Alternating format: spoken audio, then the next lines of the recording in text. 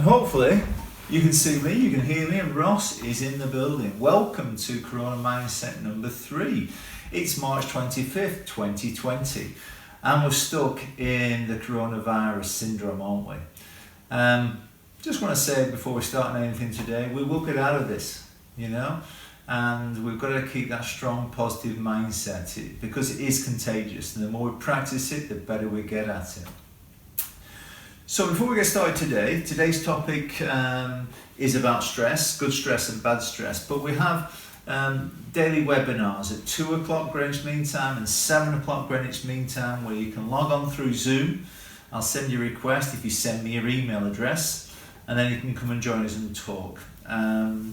So 2 o'clock and 7 o'clock. But I'll also do what I'm doing here. I'll create a video, I'll put it in some software called Wondershare, then upload it onto YouTube. So you can see this presentation as you're doing now and enjoy it and ask you questions through the webinar. So let's get started. Good stress and bad stress. I'll talk shortly about the factors in stress and how it's not always bad for us, and we'll talk about cortisol and how the amygdala hijack happens. Lots of big words there already for you, but don't worry about that. We'll take you through gently. But before we go on to the negative effects of stress, I just want to say that we need it. We need it. There's a guy called Hans Selye in the 1950s who coined the phrase stress, and he really didn't coin it for a bad way. He just coined it, said, we need stress in life to get up in the mornings, to cross the white line in sports people's terms, to play for an audience in musicians, to interact with people. We need stress. It helps us perform.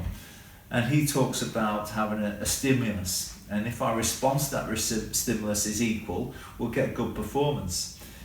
If the stimulus is there, the response goes over, we get stressed, and over time that can really work against us. And equally, if the response to that stimulus which is there is too low, we get bored and disenfranchised.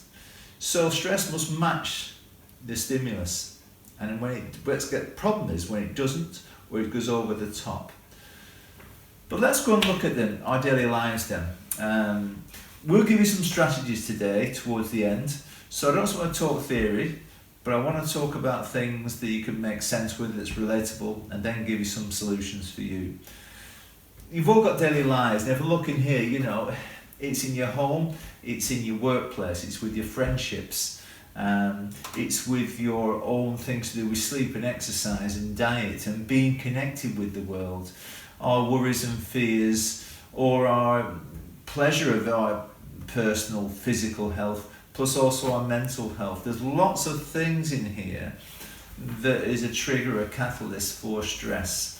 And that's life in its richness and wholesomeness. That's what we're dealing with.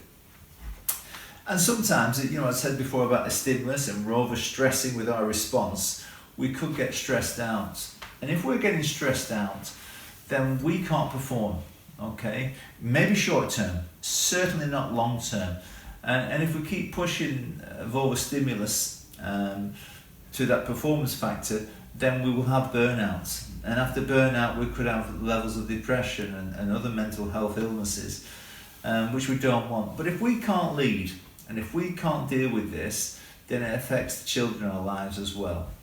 So it's very important that we're not just a good role model, we practice good stress coping mechanisms, good performance strategies, and things that will enhance our well-being and our life. And that's the position I really want to come at it from today. People ask me about the difference in the relationship between stress, anxiety, and depression. Stress is a necessary part of life. Too much stress and we get these problems I've just talked about. Anxiety is a function of stress where maybe the stimulus of something that scares you or stresses you, like bees for instance, is not there, but you're still worried about it. So anxiety and worry are the same sort of words and phrases, and anxiety means you're stressing about something that's not actually happened. Stress normally happens when you're seeing something in front of you. Depression, on the other hand, is something over time that we could go into a mode where we're essentially disengaged, we can't really function, we don't want to face the world. And so they're all coming from how we handle the stress and how we see good stress and how we see bad stress. So they're all related. Well, I'll ask you a question. How do you feel right now? If you look at this screen here, 1, give yourself a 1 for you're low stressed, or a 10, you're very high stressed. And I'm asking you to do this for one simple reason. It just gives you a temperature now of how you're feeling, which will start you thinking, becoming more aware of how you're feeling with life. Sometimes people are not aware that they're stressed and they're running around, or they're just disengaged and they're eating or not sleeping or not doing things that are helping them. And they sort of know, but they sort of don't know. So the first thing is to take your temperature. How do you feel right now? Is it 1, 2, 3, quite a low level, or is it, creeping up 6, 7, 8, or is it the critical level 9 and 10? And it's something that I ask people to do quite regularly. And when they've got the score, I generally say to them, okay, if it's a higher score, what's one thing you can do now to bring it down? And if it's a low score and you feel good with that, then that's great. But it might be a low score and you need to up it a bit if you're going to perform somewhere. So it's interesting to take our temperature in terms of our stress levels, and also what do we do about it if we don't like where we are. Now stress is interesting because I taught once in a school in Staffordshire, and I was describing some symptoms of stress, of sometimes, not everything for everybody, but sometimes sweaty palms, overthinking something, forgetfulness, nervousness, lack of confidence, they're scared, heart palpitations, failure to concentrate. All these things can be symptoms of stress. And when I talked to this woman about it, she said, I've been going through that, and I've been having these heart palpitations, and I've been getting lots of sweats where I can't breathe. And she was touching on panic attacks. And it was just fascinating, having myself been through a series of torturous panic attacks 4 years ago. I could dial in and zoom into what she was talking about. And just by me talking about those things, it took a bit of relief off her, because she thought she was dying. And that's an interesting concept, how we can have some stress, don't know what it is, but we can bundle it all together and think we're really being challenged here, and the ultimate is, I think I'm going to die. So this slide, and what I'm talking about now, is just being aware of what stress is for you physically and mentally and emotionally. Do you not want to go out as much? Do you want to talk to many people? Do you get the physical things of overbreathing, of sweating, of just that general fear? Because all these symptoms and signs are very important to pick up on, and a lot of people don't see it. They sort of camouflage it underneath the sign of saying, I just need to get out and work and make some money. This is where life is. I've just got to do it. I've got to be stronger, I've got to be tougher. To a point. Let's go back to the brain then. Because when we get a stimulus, potentially good stress, it could turn to bad stress, but potentially good stress, the body gives us adrenaline and cortisol. Adrenaline and cortisol help us perform. And in many, hundreds of thousands of millions of years ago, we had this capacity to survive, to fight or flight or freeze in the face of danger. And this was the role of adrenaline, to help us prepare for a fight or a flight, or just a freeze if it got too much for us. And we're in modern society, and we don't often get threatened by death every day. And this response, this response to a threat, we sometimes overproduce too much adrenaline. And with the overproduction of adrenaline, we can get cortisol, which is a stress hormone. In an instant time when this happens, this could create an instant of panic. Over time, the production of adrenaline, but certainly cortisol, would literally eat our bodies away and create stressful behaviours and habits and symptoms, and then disease cases. So stress, if we're really being stressed all the time and really throwing that adrenaline and cortisol out there, it doesn't work for us, especially not in modern society. And it goes to a part of the brain called the amygdala, the limbic system, and it sort of floods it. It floods it so much, the frontal cortex of our brains we can't use. And when we can't use that, we're in panic mode. And it's interesting when people have panic attacks, for instance, that some of the thought processes aren't rational. And some of the best ways to help people like is just to simply breathe and to say you're not going to die. I'm going off the point slightly there, but I just wanted to mention about adrenaline and cortisol, how we can overreact them sometimes and use them too often, and really that can work against us. So this is another example of that. And if we're constantly getting the temperature up high in terms of cortisol and adrenaline, it's not good for us long term, and we need to manage that. Because there will be times in life where we need that adrenaline and cortisol, for sure. But a lot of the time, if you're overproducing it too much, it will tire us out. Now, I've got some handouts. Excuse me. One's called a stress audit, and one's a stress trigger. Now, if you email me at ross@rossmcwilliam.com, I'll send you these, obviously free of charge, and you can do a stress audit. Give yourself a rating. And then you might look at your stress triggers. And it's interesting, do it on your own, and do it with a good friend. Because good friends, this peer feedback is very powerful. And maybe if you want to share and be vulnerable with somebody else, that's a great way of doing it. But 2 little handouts I can give you if you email me. Okay, let's go into a bit more detail then.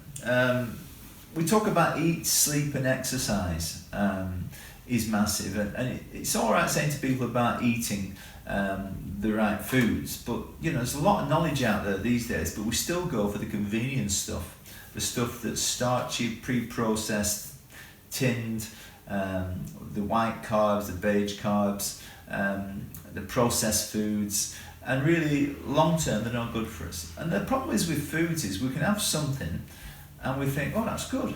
And we can have it many times, we think it's good. It's only when we get disease or symptoms of disease that we realise some of the food we've been eating is not being good for us. What I'm saying is it doesn't give us an immediate warning sign. So we need to actually be proactive on this. And I'm going to tell you something now you already know. Don't eat too late. 3 or 4 hours before you go to sleep, that can affect our internal metabolism. Going back to the food types, the whole grains, the brown breads, the brown pasta, regular fruit and veg. If you want to do it raw, as I do sometimes in my blender, do it, and I have some cooked vegetables as well. I cut down on my red meat. I have lots of fish, plenty of water, the usual sort of stuff. I don't take any supplements. I tried it over years, but my mindset is that I'll get most, if not all, my nutrients from my food. I do use some protein powder now and again, but I've stayed away from the takeouts, from the pot noodle side of things, from the fried food. I have coffee. Caffeine is not good for people for stress because it's a stressor in the body. So even decaf coffee has got maybe 10% of caffeine in it that regular coffees have as well. So, and if you're drinking coffee after 12 o'clock, the shelf life of coffee will last another 8 hours or so. So it's going to be, if you're drinking after 12 o'clock, it's still going to affect potentially your sleep patterns as well. So the general advice is in coffee, don't have so much, don't have it so late, probably not after 12 o'clock, and don't do what I used to do, drink loads of decaf because there's caffeine in there as well. Certainly if you've got stress, please avoid alcohol. It might solve it initially, where it lowers the levels of glutamate in our brains, but the next morning it comes back with a vengeance, and we can get depressed, we can get very moody and mood swings. So it does release our inhibitions when we're drinking the alcohol, we pay a price the next day. So I'm not trying to preach, but for the last 2 years I've been dry on that, and it's helped me massively in many, many ways. So let's think of things on food. Sleep is the one thing, if you are stressed, I've probably guessed this is the one thing that's not going well. It gives us immediate feedback. Unlike the food, this gives us sleep immediate feedback. So if we're not sleeping well, we can be irritable, we can be less tolerant to noises, to sights, to sounds, to confrontations. And sleep, the lack of it can magnify our negatives and the way we perceive the world. It's such a crucial part of our existence. 7 to 9 hours is great, and that's fine, Ross, but how do you sleep? You try what works for you. I try to go to bed at the same time every night, before 10 o'clock. I've in the past I've tried lavender on my pillow. My room is not too warm. They say 16, 17 degrees is about right. Some were reading recently say have a door open to let the air flow through it. Have it, dimly lit. No phones in there. All the usual stuff you've heard about. But I think one bit of advice, I listened to Jeremy Vine's show once, and this woman was on the radio, and she was talking about, I have all the routines, Jeremy, I'll do everything right. And his guest, the psychologist, said that might be a problem. You're too precise and too controlled and too focused on going to bed at a certain time and doing certain things to make you sleep. And I think there's a lot of evidence of truth in that. So sleep is the cornerstone of our life. And if you find something that works for you, that's great. But try and avoid the alcohol with that. Keep hydrated, room temperature. Routines are very good. And a simple thing is to have a book by your bed instead of a phone and write your thoughts down when they come and caption them and deal with them in the morning. Exercise. And when I say exercise, I don't always mean a gym. It's one of those things that I don't like exercise, and what they're saying is that I don't like gyms. Well, a lot of people don't like gyms. I actually do, but a lot of people don't. You can get some great exercise outdoors. The new exercise is gardening. Outdoors, when you're working and stretching, you're doing some exercise, but you're also producing fruits and vegetables, and you're working probably with a community. You've got an end product, you're tasting and smelling and touching things all day long in the garden there. They're really good for your senses. So gardening is great. A walk with a friend or with a dog, and something where you can talk and just slightly out of breath is great. Exercise doesn't have to be in a gym, but if it's done regularly and raising the heart rate and keeping our muscle mass supported, it's one of the best things that help our stress levels, which will impact positively on our sleep. We'll probably make better food choices, and we'll start feeling better. And I know there's a bit of motivation attached, but the ultimate motivation is that when you don't do it, you don't feel as good. Lots of things in exercise, I can spend forever on that.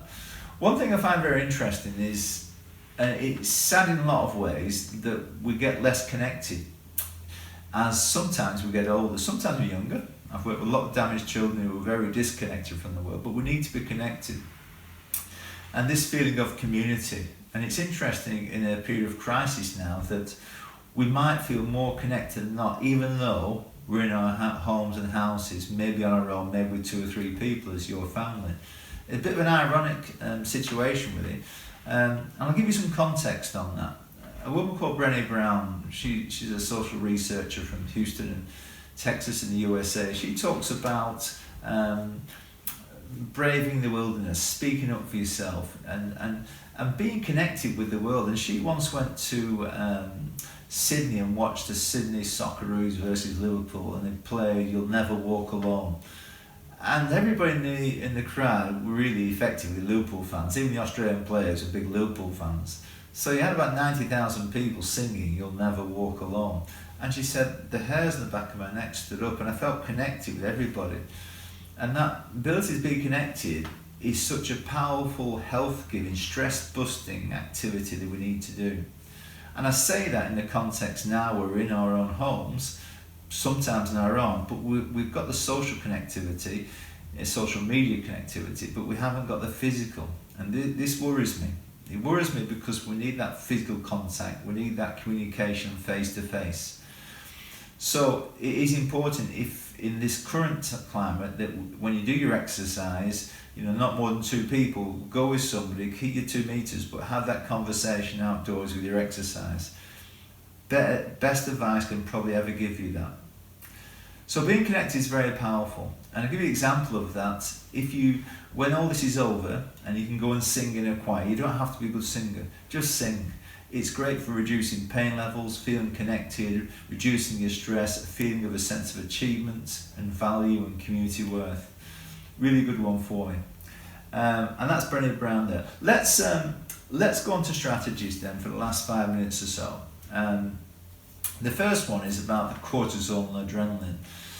So if you feel yourself a bit stressed, there's an interesting one from neuro-linguistic programming, NLP they call it.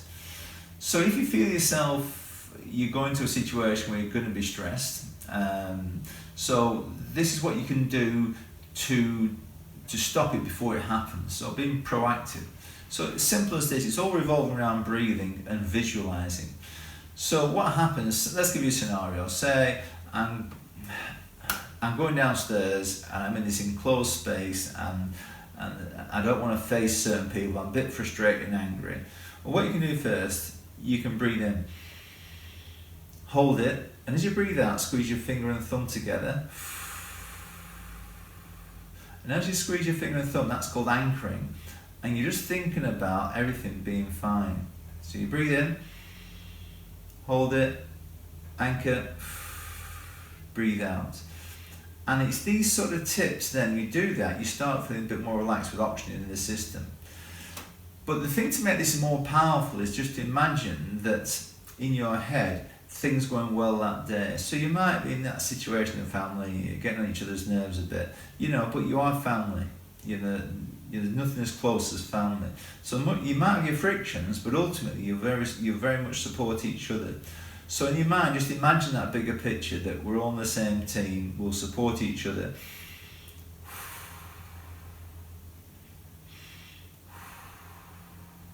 And it helps us come to terms with what we're going to face. I use this a lot with children who have anger issues, and when the anger becomes so bad, I can't communicate. Well, I try, but they can't understand. So I just do the visual of this. It's like on a snow globe, the same sort of thing, breathing in and watching the snow. Once you put the snow globe down, the snow settles on the image. So cortisol and adrenaline can be controlled through breathing, especially visualize a good outcome. This is something I talked about yesterday, the stress bin. You can have these for free on my website, and you print them out, and very briefly, you put your stresses in the middle of this stress bin, and everybody's got a different size stress bin based on their experiences, genetics, their backgrounds. But you put all your stresses in there and you capture your thoughts. And then if you like to, you can put some crosses through some of the stresses that you can't control. And that will make your stress value go a bit lower. And then on the outside, look at ways you cope.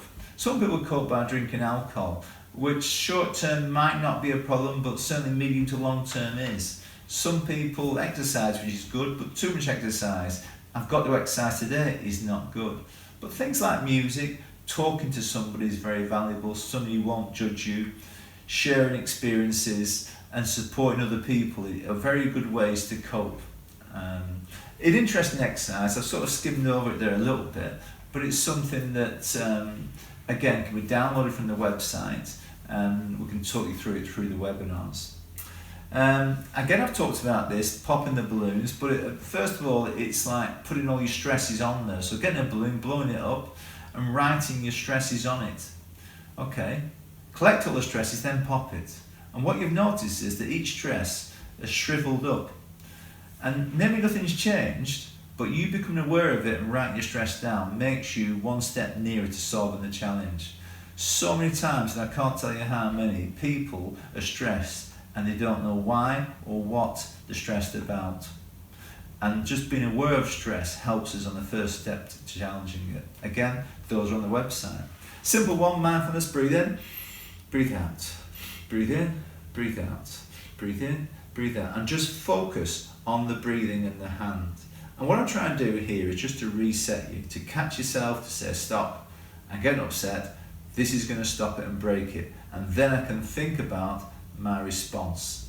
And it's very interesting that when we're stressed, we generally react to something without thinking because the cortisol's in our brain. But when we've got a handle on stress, we can respond. We can respond by thinking like a helicopter looking down. I'm getting upset, I'm getting a bit agitated today, what is it that's doing it? And then by thinking through, then maybe talking through with somebody else, you can solve it before it builds into something else, or you build into bad coping behaviour mechanisms. Mindfulness walking is an excellent one as well, where we just concentrate on what's happening to the body, rather than looking round, which you can do, but how does my ankle feel, how does my knee feel, how are my hips feel as I'm walking? And it just gives your mind a chance to slow down and stop fretting about the day. Same with lying down. And breathing exercises, two quick ones for you to finish with. It's a very difficult one to do. It's when you stand up And you've got to push your stomach out as you breathe in. And then breathe out and push your stomach in. It's a very hard action to do, but it releases some mechanism in the diaphragm that makes us strangely nice and relaxed. And the final one is box breathing. Breathe in, hold, breathe out, and I will punch it out. Hold, punch it out. Okay, we've just gone through there. What we're talking about today then? We're talking about different things in stress. Some stress is very good for us, we need it. There are some bad stress, and if we're not aware of it, then how can we change it? We can become aware of it by writing stuff down on balloons. We can become aware of it by talking to somebody else. We can challenge it by doing some breathing exercises, some thinking exercises. I've got a stress audit for you and the triggers, which you can look at and do yourselves, and the stress bin as well. Remember, the simple things are diet, exercise, sleep, and being connected. The main 4 pillars, I'll say those again: diet, sleep, exercise, and being connected. Massively. Okay, it's going to go on YouTube. ross@rossmcwilliam.com if you want to join the webinars at 2 o'clock and 7 o'clock. Thanks for watching. Thank you.